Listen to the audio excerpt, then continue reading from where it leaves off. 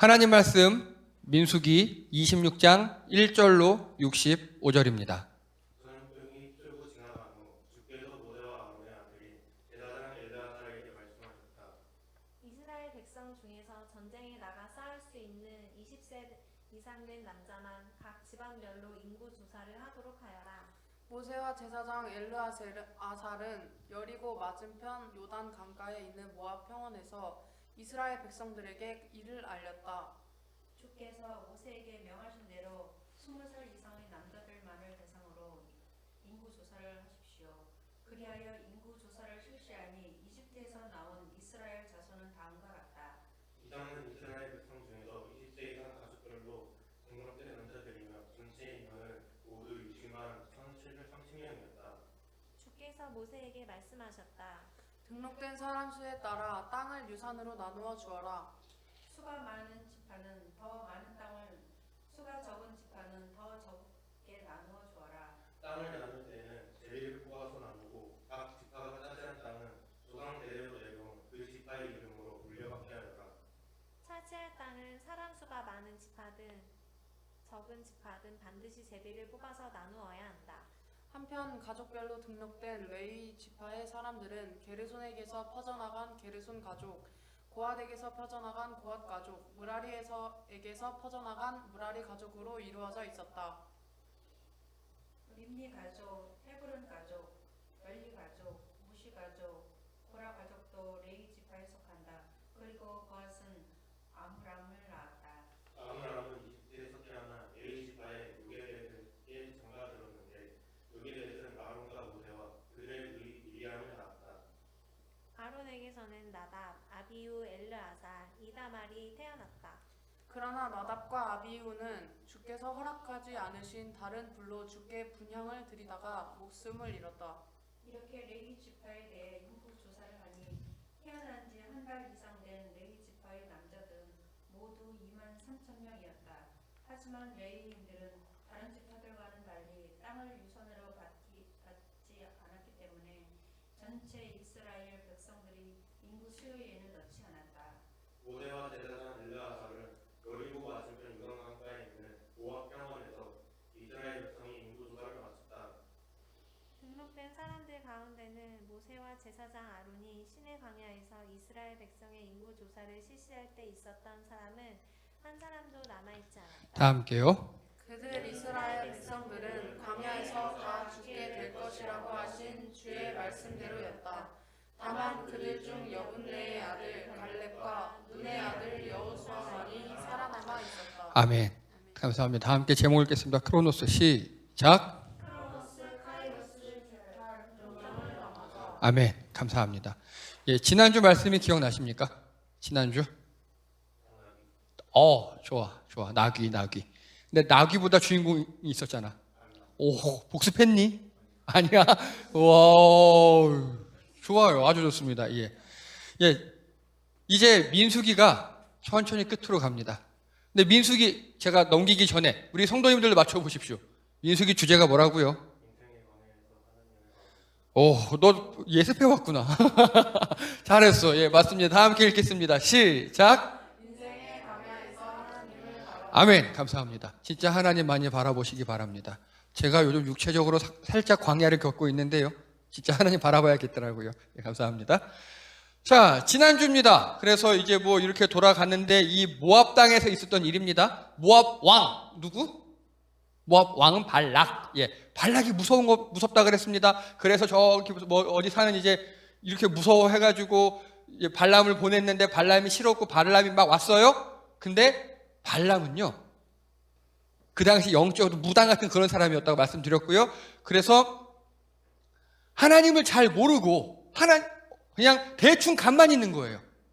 뭔가 있긴 있는 것 같은데 그런 것들. 이게 무섭습니다. 이게. 하나님을 정확히 알지 못하고요. 감각적으로 아는 거예요. 그냥 내 식대로 아는 거예요. 여러분, 우리나라 분들 새벽기도 정말 열심히 하셨거든요. 왜 그런지 아십니까? 미안해. 맞아요. 우리나라에 옛날 정한수 떠놓고 빌고 성황당 빌고 그런 문화들 있잖아요. 그거랑 섞인 거예요. 이렇게. 하나님을 정확히 알아야 하거든요. 그걸 정확히 모르면 이렇게 섞여서 이상한 게 나옵니다. 그게 오늘 바로 발람이에요. 근데 보면요, 우리도 지금 그러고 있어요. 우리 교회들이 하나님을 정확히 모르니까 교회들이 점점 이상해지고, 보니까 10월 3일 날도 또 어떤 곳에서 모여서 하는데 거기 중에서 또 교회도 있더라고요. 이러고 있습니다 지금. 그래서 키에르케고르라는 철학자는요, 예수님은 구정물을 포도주를 만드셨다, 교회는 더 엄청난 일을 했다, 그 만드신 포도주 다시 구정물을 막 바꾸었다. 지금 교회가 이러고 있지 않나 싶습니다. 지금 저희 교단 내에서도요, 정화운동이 막 일어나고 있어요. 그래서 그건 제가 나중에 한번 자세하게 한번 또 설명을 드리도록 하겠습니다. 자, 그리고 발람은 보니까 이제 뭐 어디 사는데 여기가 부돌인데, 이 부돌은 아브라함 아빠 데라가 처음 선택한 하란이라는 곳이었고, 그리고 야곱이 도망친 외삼촌 라반의 집이었고, 즉 이 부돌은요, 혈통상으로 보면 이스라엘 민족과 어느 정도 다 있어요. 반개, 모압과 에돔과 암몬과 비슷한. 그래서 이 부돌 사람 발람도 어느 정도 하나님을 아는 게 아닐까 그렇게 생각을 합니다. 그리고 참 공교롭게도 이 부돌이 나중에, 이 부돌 지역이 나중에 예수님 시절에 어디가 된다고요? 좋아요. 안디옥 교회가 됩니다. 안디옥 교회. 이 안디옥 교회에서 우리가 비로소 그리스도인이 돼요. 우리가 그리스도인. 예수님 닮았다고, 예수님 닮은 인종이라고 주변 사람들의 인정을 받아요. 이게 쉽지 않습니다. 여러분, 질문 드립니다. 여러분 친구분들, 친한 분들, 주변 분들에서 당신은 참 그래, 교회 다니려면 당신 같아야지, 뭐 이런 말씀을 듣습니까? 그게 되게 중요합니다. 근데 여기서요, 우리 기독교인들이 흔히 착각을 해요. 예수님처럼 다 줘야 한다고 생각하는 경우가 있어요. 그럼 우리 뭐 먹고 삽니까? 예수님은 하나님이시잖아요. 그러니까 자기 목숨까지 우리에게 주신 거예요. 우리는 어떻게 하면 될까요? 할 수 있는 만큼 하시고요. 그리고 내가 안 아픈 만큼 하시면 돼요. 해서 내가 고통스럽고 내가 불행하다? 그러면 그건 하지 마시고요. 보통 뭐 반띵 한다 그러면요, 그냥 50일 먹으라 그래요. 나 49 먹으면 되잖아요. 이런 식입니다. 우리가 가능한 양복, 가능한 섬김으로 이웃들에게 인정받으시기 바랍니다. 자, 그래서요, 뭐 이런 식으로 발람은 주술사였고, 그러다가 발람이 결국 나중에 이렇게 막 망한다, 모압도 망한다 라고 이야기를 합니다. 그렇게 제대로 말을 했으면서도 결국 나중에 발람은 나중에 유다서에서 보면은 얘가 나쁜 꾀를 가르쳐줘요. 오늘 본문이 그 나쁜 꾀 때문에 이스라엘 백성들이 다 호되게 당하고 그 다음 본문이에요. 오늘 본문이. 자, 나귀가 이런 마음을 갖고 살았어요. 발람에 대해서. 너무 잘하는 겁니다. 나귀도 보는데 발람이 못 봐요. 진짜 저는요, 요즘에 어떤 교회 분들 보면요, 교회 안 다니는 사람도 보고 다 보는데 그분들은 못 보신 분들이 있는 것 같아요. 지금도 제게 문자가 와요. 어떤 인천적 원로 목사님이래요. 이 정부가 이렇게 우리 교회들 예배도 못 드리게 탄압하는데 젊은 사람들이 일어나야 되지 않겠냐고. 전 거기에 1도 동의하지 않아요. 정부가 교회를 탄압하는 게 아니에요. 오히려 제 느낌에는요, 일부 몰지각한 교회들, 이제는 일부라고 얘기할 수도 없는, 창피한데 어떤 교회들이 우리 한국 전체를 탄압하는, 테러하는 전 그런 느낌이에요. 그래서 거기에 전 절대 동의할 수가 없어요. 발람이 지금 그랬던 사람이 아니었을까, 이렇게 생각을 합니다. 자, 오늘 이야기입니다. 오늘은요, 인구조사 이야기잖아요. 근데 중요한 거 있습니다. 1절 읽겠습니다. 함께 1절입니다. 시작. 아멘. 언제요? 네, 이 발람이가 아마 하나님께서 차마 저주는 못하고 축복을 했나 봐요. 그러면 쓱 가면서, 야, 근데 내가 저주는 못하는데 얘네들은 말이야, 이게 약점이야 하고 쓱 가르쳐줬나 봐요. 그 약점이 뭐냐면은 얘네들은 여자에 약해서 여자한테 홀랑 넘어가서 우상을 숭배할 거야. 진짜 그렇게 됐어요. 그래서 우상을 숭배해서 하나님한테 많이 혼납니다. 그래서 그 혼나는 게 전염병이었어요. 그게 지나갔어요. 이제 하나님한테 다 혼날 거 혼났어요. 그 다음에 이제 인구조사를 하랍니다. 인구조사. 자, 앞에 한번 보시겠습니다. 장소 어디서 했습니까? 장소 어디서? 장소. 예, 그쵸. 요단 강가 모압 평지에서 했습니다. 요단 강가 모압 평지에서 했어요. 예. 즉, 모압 애들이 얘네들을 내쫓았다, 못 쫓았다?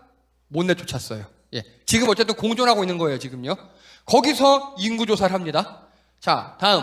조사원. 누가 조사합니까? 조사원이 누구예요? 총 명령하는 사람 2명. 모세와 누구? 예, 그쵸. 예. 모세하고요. 이게 중요해요. 고 아론이에요. 이제 고 아론. 돌아가셨어요. 아론 죽었어요. 고 아론의 아들 엘르야살이에요. 둘이 총조사원이에요. 이제는. 그리고 대상은 누굽니까? 예. 20세 이상 남자 전투원이에요. 그리고 결과는요. 몇 명? 예, 뭐 60만 뭐 어쩌고저쩌고 나왔습니다. 근데 이 2차 인구조사에 하는 목적, 용도는 무엇입니까? 뭐 했으려고? 뭐 했으려고? 다 함께 53절 읽겠습니다. 53절입니다. 시작. 아멘. 뭐라고요? 그럼 인구조사의 목적은요? 예, 그겁니다. 전투도 무조건 해요. 전투도. 싸울 만한 사람이니까. 근데 이제 토지 분할용이에요. 땅을 나눠주려고 인구조사를 하랍니다. 혹시 우리 성도님들 실수로라도 1차 인구조사 기억나십니까? 1차 인구조사. 막 군대에 막사 나오고 그랬는데. 어쨌든 했습니다. 예, 했어요. 괜찮아요. 네. 1차 인구조사는요. 장소가 어디였냐면요. 시내 광야였어요. 시내 광야. 그리고 조사원은 모세와 아론이었어요. 대상은 똑같아요. 20세 이상 남자 전투원. 결과는 약간 많았어요. 몇 명 정도 조금 더 많았어요. 근데 이때의 용도는 뭐냐면요. 결국 살생부하고 데스노트가 됐습니다. 우리 다 함께 말씀 읽겠습니다. 64절입니다. 64절 시작.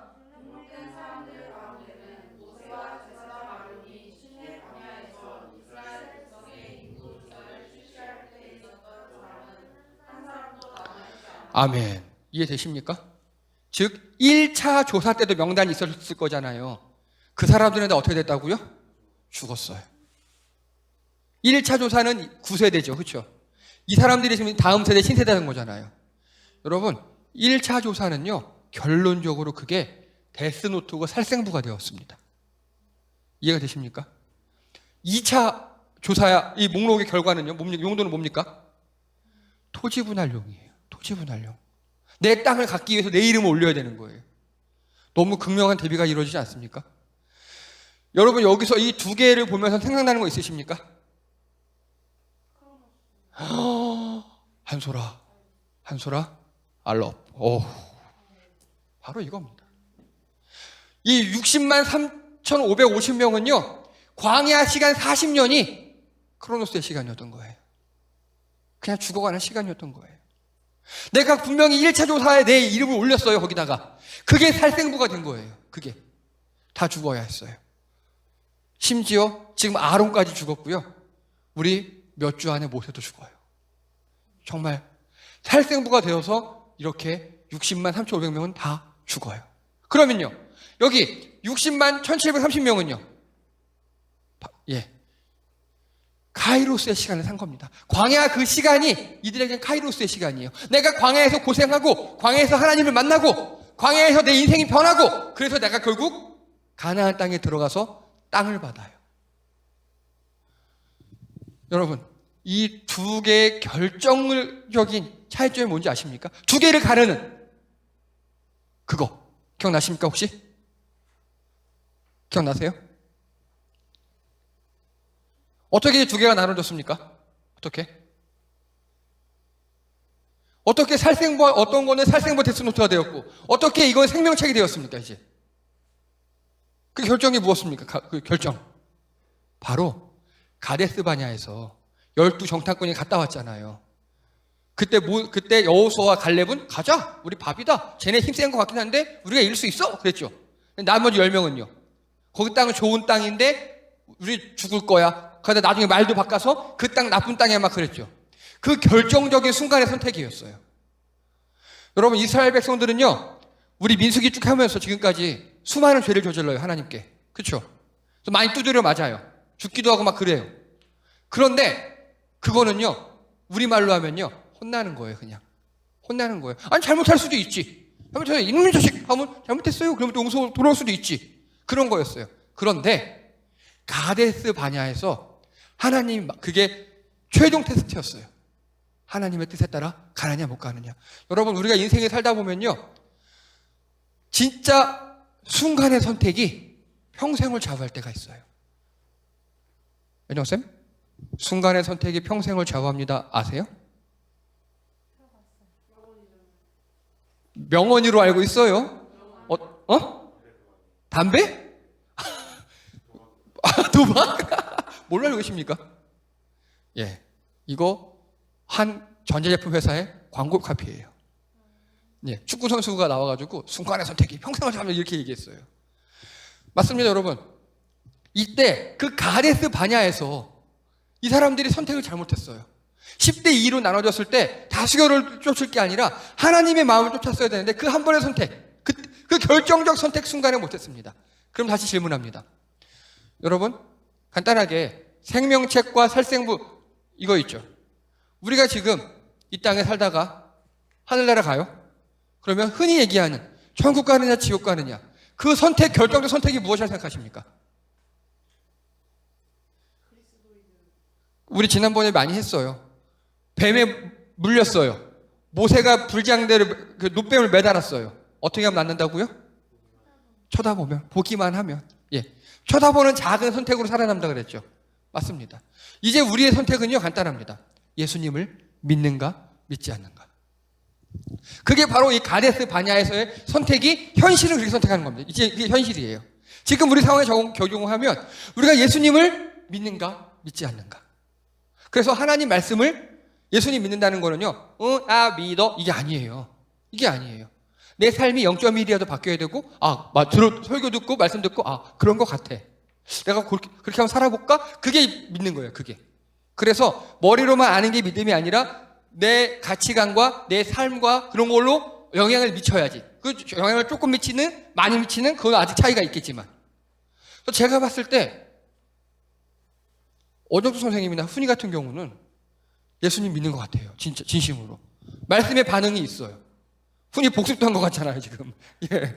아니, 반응이 있고 그걸로 내 삶을 비춰요. 그런 게 예수님 믿는 겁니다. 아무리 교회 100년을 다니고 열심히 다니고 권사든 장로든 해도 말씀 시간에 근엄하게 딱 이렇게 팔짱 끼고 조는 사람 계셔요. 그런 분들. 양복 딱 입고 성경책, 금빛 성경책 딱 끼고 앉아서 앞에서 또 돌다가 끝나면 뭐 이런 분들 계셔요. 그렇게 교회를 교양으로 다니는 거 아닙니다. 말씀에 반응하는 게 진짜 믿음이에요. 말씀에 반응하는 게. 근데 지금 우리 성도님들은 그 반응성이 굉장히 좋으셔요.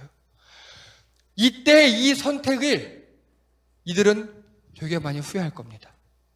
그리고 또 어떤 이들은 그 잘못된 선택을 보고 이제 그것을 반면교사 삼아서 제대로 된 선택을 하기 시작합니다. 여러분, 우리가 성경을 보는 이유도 그겁니다. 역사를 배우는 이유가 그거잖아요. 과거를 통해 현재를 바꾸자고, 더 나은 미래를 가자고. 여러분, 현명한 선택을 하시기 바랍니다. 그 선택이 우리 순간의 선택이 평생을 좌우한다 그러죠. 근데 이 순간의 선택은요, 영생을 좌우합니다. 우리 인생 후에 영원한 삶을 좌우합니다. 여러분, 예수님을 믿기로 작정하셨으면 정말 그리스도인답게 살아가시는 여러분 되시기 바랍니다. 정말 이 땅에 그리스도인의 향기가 우리를 통해서 퍼져나가길 빕니다. 이런 일이 발생했었어요. 이제 인구조사를 했어요. 근데 땅을 분배한답니다. 이제 땅을 분배한대요. 드디어. 자, 근데 여러분, 유대인들에게는요, 한 가지 책이 있어요. 전통적인 책. 뭔지 아십니까? 말고 세 글자. 달무드. 그렇죠. 거기 보면 구약 이야기도 많이 나오고요, 유대인의 지혜 이야기도 많이 나와요. 거기 보면요, 자, 외동이지. 거의 혼자 자랐죠. 선생님 어떠십니까? 자, 어릴 때 간식 투쟁 심하셨죠? 그렇죠. 제가 식사를 굉장히 빨리 하는 이유가 저만큼 많이 먹는 셋이랑 같이 자랐어요. 자, 누군가 음료수 하나를 줘요. 넷이 똑같이 나눠야 돼요. 그렇죠? 이거 문제입니다. 어떻게 하면 정확히 나눌 수 있을까요? 탈무드에 나온 거예요. 어떻게 하면 둘이 딱 공평하게 나눌 수 있을까요? 자나 이런 거 없어요. 맞춰보시죠. 우리 성도님들도 맞춰보십시오. 어떻게 하면 우유를 두 잔에 똑같이 나눌 수 있을까요? 불평 없이.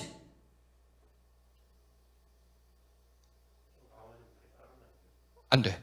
네가 그건 못 겪어봐서 그런데 나 남자 내 형제랑 같이 자랐거든. 진짜 요만큼을 틀리면 큰일 날 일이야 그거는. 그리고 한 손으로 잡고 또 이거 잡잖아? 그것도 반칙이야. 굉장히 예민한 문제야 그런 건. 자, 아니, 그게 없어. 자가 없어 그렇게. 눈으로. 정확한 답은요. A하고 B하고 나누잖아요. 저하고 훈이랑 나누잖아요. 그러면 훈이 보고 따르라 그래요. 나누라고. 선택은 제가 하는 거예요. 이해하십니까? 이해돼?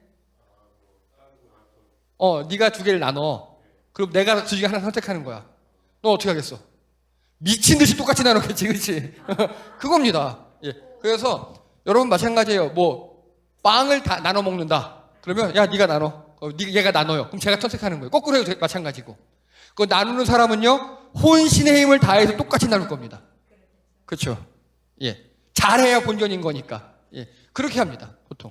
이게 탈무드에 나와요. 자, 또요. 아버지, 어머니가 있고요. 아들 1, 2, 3가 있어요. 근데 아버지가 돌아가셨어요. 아버지 유산을 어떻게 나누면 공평할까요? 어떻게 나누면? 엄마한테 준다? 아니야. 근데 이 시대에는 여자는 여자의 지위가 워낙 낮았기 때문에 거의 유산을 받을 수가 없어. 어떻게 하면 될까요?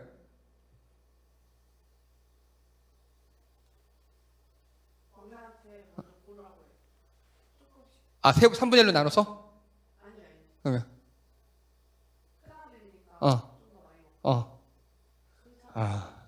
자, 이거는요, 아들이 셋이죠. 그러면 4등분으로 나눈대요. 4등분이. 나눌 때도 막내가. 마지막 선택하니까. 막내가, 제일 어린 애가 4등분으로 나눠요. 4등분으로. 그리고 형부터 선택을 해요.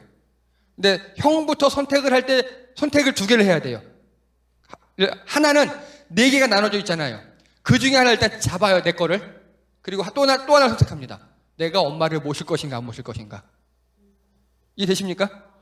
내가 엄마를 모실 거면, 내가 첫째가 엄마 안 모셔요. 그럼 나는 하나만 갖고 가요.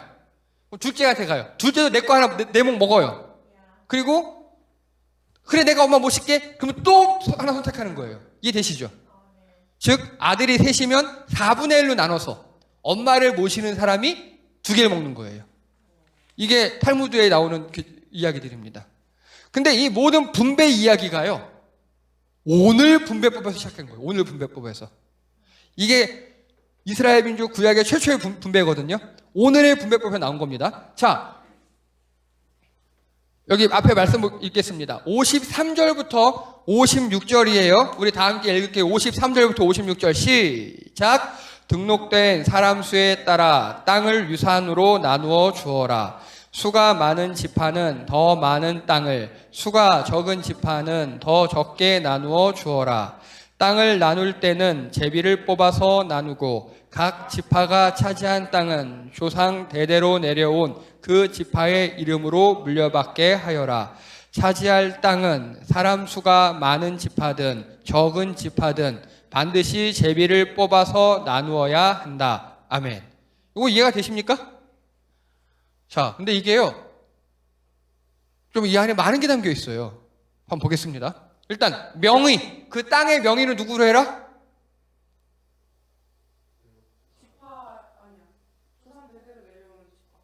맞아. 지파의 조상이 명의로. 즉 야곱의 12아들이 있었어요, 옛날에. 그 아들 이름 뭐 레위, 뭐 르우벤, 므낫세 이런 명의를 하라는 거예요. 조파의 대표 현재 대표 이름 말고 원래 조상 이름으로 하라고. 원래 조상 이름으로. 자, 그리고 배정. 어떻게 배정합니까, 땅을? 아니에요. 제비를 뽑아서 해요. 제비 뽑기로. 누가 어느 지역을 가질지는 제비를 뽑아서 결정해요. 그리고 지경이라 그래요. 지경. 즉 땅의 경계선 있을 거잖아요. 이걸 어떻게 정한다고요? 예, 이거를 등록된 인구수에 따라 하는 거예요. 자, 간단하게요. 훈이하고 저하고 땅을 나눠 가져요. 지금 훈이는 저 자리, 저는 여기 가져요. 그 가운데 경계선이 있을 거잖아요. 지경. 그렇죠? 그 지경이 훈이네가 인구가 100만이고 내가 50만이잖아요. 그럼 지경이 이쪽으로 이렇게 오는 거예요. 훈이가 더 많은 땅을 가지게. 이해되십니까? 그래서 인구수 많은 사람이 더 많은 땅을 가지게. 그런데 이게 실제 지금 이 지도가 땅을 분할한 내용이에요. 여기 보세요. 제일 많은 땅을 차지한 게 므낫세예요. 그렇죠? 양쪽에 차지하고 그렇게 크게 했죠. 그럼 므낫세가 제일 인구가 많겠네요? 아니에요. 유다가 제일 인구가 많아요. 왜 이럴까요? 아니, 근데 지역은 제비뽑기지만 땅의 넓이는 원래는 인구수에 따라 하는 거거든. 근데 아니잖아. 그렇지? 왜냐면요. 므낫세가 차지한 땅은요. 간단하게 안 좋은 땅이에요. 땅은 넓지만 농지라든가 목초지가 적어서 얘네들을 먹여 살릴 만한 식량이 나오지가 않아요. 그런데 유다 땅은요. 이 유다 땅은 이 므낫세에 비해서는 좁아요. 하지만 유다 땅 근처에서는 목초지도 많고 또 비옥한 땅이 약간 있어서 많이 나는 거예요. 음식이. 그래서 유다 인구가 제일 많지만 다 먹여 살릴 수 있어요. 이해 되십니까? 우리도 지금 기준에는 뭐 여기를 파서 광물이 나올 수도 있고 그러잖아요. 근데 이 당시는 농사와 목축 둘 쪽밖에 없었어요. 즉 이게요. 땅의 실제 넓이가 아니라 그 땅에서 몇 명을 먹여 살릴 만한 식량을 생산할 수 있는 게가 중요한 겁니다. 굉장히 복잡하죠. 예. 이제 여쭤봅니다. 다 함께 읽겠습니다. 시작. 예, 이게 하나님의 정신이에요. 이해가 되십니까? 내가 어느 지파에 속했는지 간에 내가 최소한 굶어 죽지는 않게 하나님께 만들어 놓으신 거예요. 이 땅 분배가. 어느 지파에 있든지. 내가 장자 지파인 좀 유력한 지파인 유다 지파에 있든지 아니면 내가 저 끝에 에브라임 지파 막내 지파에 속해 있든지 그건 관계없어요. 요즘 말로 할게요. 우리 집안이 잘 나가든지 아니 우리 가문이 그냥 쌍놈이었든지 관계없어요. 어쨌든 먹고 살 걱정은 없도록 하나님께서 주신 겁니다. 자, 이걸 평등이라고 합니다. 누구나 기본적으로 먹고 사는 걸 보장해 주는 걸 평등이라고 그래요. 그래서 이 평등은요. 기본권에 굉장히 좋은 개념이에요. 기본권에. 돈이 많은 사람이든 돈이 적은 사람이든 똑같이 행복을 추구할 권리가 있고요. 그게 평등이고요. 그리고 마찬가지로 그 누구든지 간에 최소한 의식주는 해결될 권리가 있어요. 그게 평등입니다. 이해가 되시죠? 근데 요즘 우리나라에는요. 이 평등, 공정, 공평 여기에 너무 매몰돼 있어요. 그래서 오늘 이 하나님의 이야기를 가지고요. 그 이야기를 지금 하려고 합니다. 자, 여기 보십시오. 여기 헤브론 땅이라고 보이시죠? 이거 그래픽 만드느라 힘들었어요. 근데 여기 헤브론 땅 보이시죠? 요 땅에서요 평등이 깨져요. 왜냐하면 헤브론 땅이 최고로 좋은 땅이거든요. 최고로 좋은 땅. 우리나라에서 곡식 제일 많이 나는 땅이 어디예요? 호남 쪽이에요. 호남 평야 쪽. 그런 땅이에요. 헤브론이. 그러다 보니까 그 당시에는 곡식 많이 나는 땅에 누가 살까요? 제일 센 사람이 살아요. 나중에 여호수아가 다 여기 정벌해요. 여기를 다 정벌해요. 근데 딱 여기 헤브론 성 하나만 정벌 못했어요. 왜? 제일 센 사람이 사니까. 이때 다 함께 같이 읽겠습니다. 그날에 시작. 그날에 여호와께서 말씀하신 이 산지를 지금 내게 주소서.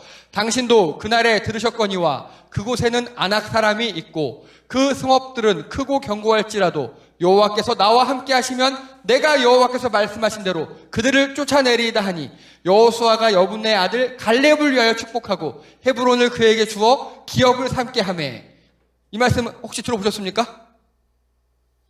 이 산지를 내게 주소서 그겁니다. 여러분 아까요 1차 인구조사에서 딱 2명 살았다 그랬죠. 누구? 여호수아 갈렙. 그 중에 여호수아는 이제 모세의 뒤를 이어서 대장이 됐어요. 그리고 갈렙은요 또 여호수아가 했던 군대 사령관을 맡았습니다. 근데 다 다 먹었는데 헤브론만 안 먹은 거예요. 거긴 센 애들이 사니까. 여호수아 얘기합니다. 누가 가서 저를 점령하겠는가? 했더니 갈렙이 이미 알고 봤더니 갈렙이 옛날에 여기 정탐꾼 왔던 곳이잖아요. 헤브론 땅을 딱 찍어놓고 하나님 여긴 내 거. 저에게 주십시오. 라고 했던 거예요. 이게 그 말씀이에요. 그날에 내게 약속하신 이 산지를 내게 주소서. 그게 그냥 떨어진 게 아니에요. 어떻게 떨어진 줄 아십니까? 여기에 아낙 자손이라는 애들이 살았어요. 골리앗의 손조라고 생각하시면 돼요.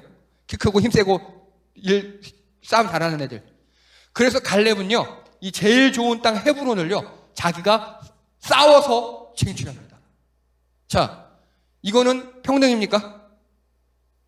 평등은 아니죠. 불평등이죠. 그럼 이렇게 공정합니까?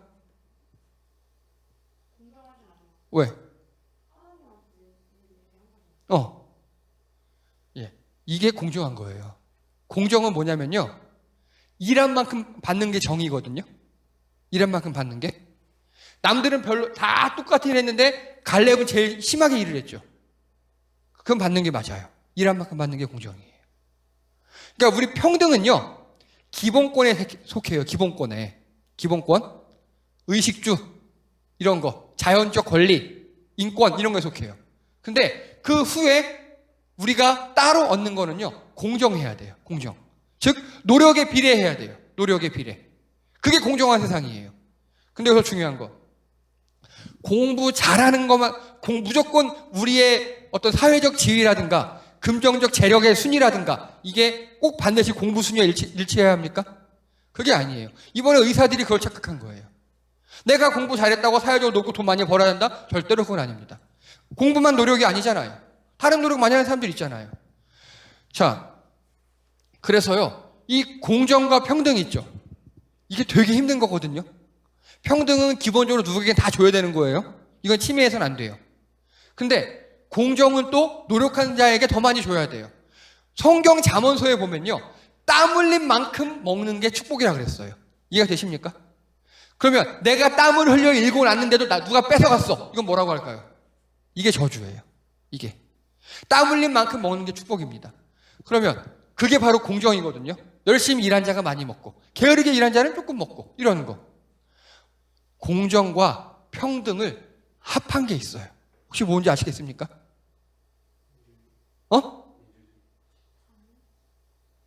두 글자로. 윤리. 공평이에요. 이게. 공평. 근데 공평은요, 성경에서 말하는 공평은 하늘의 가치예요. 우리가 못해요. 이게 무슨 소리냐? 네 분이 계시잖아요, 지금. 근데 빵이 10개가 있어요. 그러면 하나님은요, 우리들의 현재 배고픈 상태, 그리고 언제 밥을 먹었는가, 그리고 빵을 좋아하는가 싫어하는가까지 완벽하게 파악하셔서 하나님은 완벽하게 나눠줄 수 있어요. 이해가 되시죠? 근데 우리가 그게 됩니까? 즉, 차라리 평등이다! 그럼 2점으로 다 나눠주면 되잖아요. 공정이다! 그럼 뭐 가위바위보로 시키는 그렇게 하면 될 거잖아요. 근데 하나님의 공평은요, 우리의 상황을 세세하게 다 살펴서 공평하게 하십니다. 여러분, 공평하신 하나님을 믿으시기 바랍니다. 예를 들어서요, 하나님이요, 제가 애정쌤을 되게 질투하는 것 중에 하나가 음악성이 너무 뛰어나요. 미워요. 애정쌤에게 만드실 때 음악성을 많이 부어주셨어요. 근데 그러다 보니까 뭔가 안 부으신 것도 있어요. 그건 말씀드리지 않겠습니다. 여기까지 할게요. 네. 저한테도 하나님께서 부어주신 게 있어요. 그래서 뭔가 많이 부어주시다 보니까 음악성은 부을 자리가 없네 하고 안 부으셨나 봐요. 네. 바로 그렇습니다. 하나님은요, 진짜 공평하십니다. 우리의 모든 상황도 아시고요, 그렇다고 우리를 버려두지 않으시고 우리를 먹이시고 입히시는 분입니다. 여러분께 이렇게 제안드립니다. 여러분, 공평하신 하나님을 닮아가시기 바랍니다. 우리에게 노력할 방법이에요, 그게. 자, 우리가 뭐 돈에 욕심부리고 먹을 거 욕심내고 나쁜 건 아니에요. 그래서 열심히 돈 많이 벌기 위해서 열심히 일하시고 좋은 겁니다. 나쁜 건 아니에요. 근데 이걸 조심하셔야 합니다. 돈을 많이 벌고 무언가를 많이 갖고 뭔가 잘하고 그 내 욕망이 있잖아요.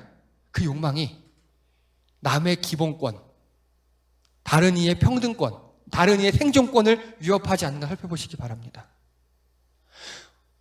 여기 네 분이 빵 10개 가위바위보를 했어요. 근데 한솔이가 가위바위보의 신이에요. 예. 그래서 한솔이가 그래서 착해가지고, 그래, 다 하나씩은 먹게 해줄게 하고, 일부러 져주고, 혼자 7개 가져갔어요. 이건 괜찮아요. 근데 가위바위보의 신이에요. 응? 나 싫은데? 하고 10개 다 이겨버렸어요. 그래서 다 굶게 만들어버렸어요. 그래서 내 욕망과 내 능력이 아무리 출중할지라도, 아무리 클지라도, 그게 다른 사람에게 기본권, 평등권을 침해하는가 하지 않는가를 늘 따져보셔야 합니다. 내가 어때? 내가 돈 있어서, 내가 여기다 투자하는데. 아니에요. 그 투자로 인해서 누군가가 굶어 죽는다면, 누군가가 쫓겨난다면, 누군가가 죽을 수 있다면, 그건 악입니다. 그래서, 하나님은 공평하십니다. 왜냐하면 전지전능하시니까. 모든 걸 다 아시니까 공평하실 수 있어요. 그러면, 우리가 해야 할 게 무엇입니까? 우리가 추구할 가치는요, 형평이에요, 형평. 대충 비슷하게 맞춰주는 겁니다. 대충은. 완전 똑같이 나눠주면 평등하고도 달라요. 여러분, 형평이 언제 가능하십니까? 우리 형평에 대한 가장 좋은 예가 있어요. 혹시 의 좋은 형제 이야기 아십니까?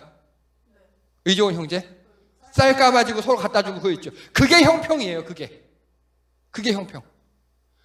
반 똑같이 나눴지만, 형님네는 애가 많으니까 한 살 더 필요해야겠지. 아니야, 동생네는 이번에 애를 낳았으니까 일을 못하게 주겠지. 이거 있죠. 서로 상황을 알아서 조금씩 양보하는 거. 이게 형평입니다. 이게 우리가 추구해야 할 가치예요. 하나님은 공평하셔요. 그럴 수 있어요. 다 아니까. 근데 우린 모르잖아요. 그래서 내 욕심 차리는 것도 좋지만 남의 사정을 보아가면서 하는 거. 이거를 정말 잘 나타낸, 여러분, 이거 어떻습니까, 이거? 어떻습니까? 이거 어때요? 이게 평등이에요. 다 똑같이 분배했어요. 그렇죠? 다 분배했어요. 평등이에요. 키 큰 아저씨나 아니면 이렇게 다 같이 지금 담장 너머로 야구를 보고 있는데, 키 큰 아저씨나 아니면 청소년이나 어린애나 똑같은 발받침 3개를 주는 거예요. 그러면 키 큰 아저씨는 아주 편안히 볼 수 있고, 청소년은 목으로 간신히 볼 수 있고, 아이는 아예 볼 수 없어요. 자, 이거는 평등한 겁니다. 이해가 되십니까? 만약에 이들이 야구 보는 게 기본권이고 생존권이다. 그럴 수도 있거든요. 우리는 이해가 안 되지만 남미 쪽에서는 그럴 수 있대요. 그쪽에서는. 밥은 안 먹어도 야구는 봐야 된다. 그런 나라도 있대요. 그렇다 쳐요. 그러면 이거는 잘못된 배치입니다. 그럼 어떻게 해야 되느냐? 이게 뭡니까? 이게 형평이에요. 이거 불공평하죠, 지금. 불공평이죠, 그렇죠? 불평등이에요, 이거. 근데 이게 형평이에요. 아저씨는 그냥 땅에서도 목만 건너서도 보여요. 청소년은 하나만 받치면 보여요. 이 어린애는 2개 받쳐서 보여요. 즉 아저씨 걸 이렇게 밀어주면 되죠, 그렇죠? 셋 다 볼 수 있어요. 이게 형평이에요. 우리가 추구할 가치가 바로 이겁니다. 형평. 하나님은 공평하시거든요. 근데 우리는 우리 현실에서는 형평할 수밖에 없어요. 자, 그런데요, 이게 현실이에요. 이게 현실. 아저씨는 자기는 없어도 되면서 다 뺏어가요. 힘이 있으니까. 그리고 아저씨가 갑이에요. 을이 병을 타고서 보고 있어요. 을과 병이 싸워요. 이게 현실이에요. 을과 병이 싸워요. 그리고 갑이 그걸 싸움을 붙이는 거예요. 여러분, 우리 사회에서 그런 거 되게 많아요. 인국공 사태 있죠? 그거 전형적인 이런 거예요. 전형적인. 을과 병을 싸우게 만들어요. 그래서 갑은 그냥 내 거 다 지켜요. 이게 현실입니다. 그런데 이게 바로 공평이에요. 이게. 이해가 되십니까? 아예 담을 없애버려요. 그래서 서로 뭐 어쩔 필요 없이 키 큰 아저씨나 중간 청소년이나 제일 작은 어린이나 담을 없애버리니까 그냥 다 볼 수 있어요. 이게 하나님이 하실 수 있는 겁니다. 여러분, 하나님은 이게 되셔요. 근데 우리는 안 되잖아요. 우리 힘으로는 안 되잖아요. 우리가 할 수 있는 걸 하자고요. 여러분, 우리가 할 수 있는 게 바로 이 형평입니다. 형평. 보셔요. 정말 전 이 그림 보고 크게 깨달았는데요. 아저씨도 기뻐하죠. 애도 좋아하죠. 얘도 좋아하죠. 이 형평이 왜 필요하냐면요, 지금 셋 다 행복해 보이죠. 사회적 행복도가 증가해요. 이게 되게 중요한 거예요, 여러분. 사회적 행복도가 증가하지 못하면 그 사회에 엄청난 문제들이 발생합니다. 사회적 서로 간의 신뢰가 떨어지고요. CCTV가 많아야 되고요. 그리고 밤께 우리가 무서워지고요. 저는 답답한 게 우리나라가 세계에서 치안이 안전한 게 1, 2위예요. 외국인들이 너무너무 좋아하고 그래요. 여자 혼자 밤거리에 단신할 수 있는 나라. 근데 되게 그런데 우리나라 언론들이 그걸 가만두지 않아요. 계속 안 좋다, 위험하다 그렇게 해요. 그래서 실제 우리나라 치안 지수는 세계 1, 2위인데 우리가 느끼는 체감 지수는 중간밖에 안 돼요. 바로 그겁니다. 사회적 행복 지수가 올라가야 사회적 신뢰도도 높아지고요. 우리 사회가 행복해집니다. 하나님이 이 땅에 바라시는 게 바로 이거예요. 여러분, 우리가 만들어가야 할 하나님의 나라가 이 형평한 세상입니다. 서로 행복을 조금씩은 보장해주는 사회. 말씀을 정리합니다. 다 함께 읽겠습니다. 시작. 구원은 선불제예요.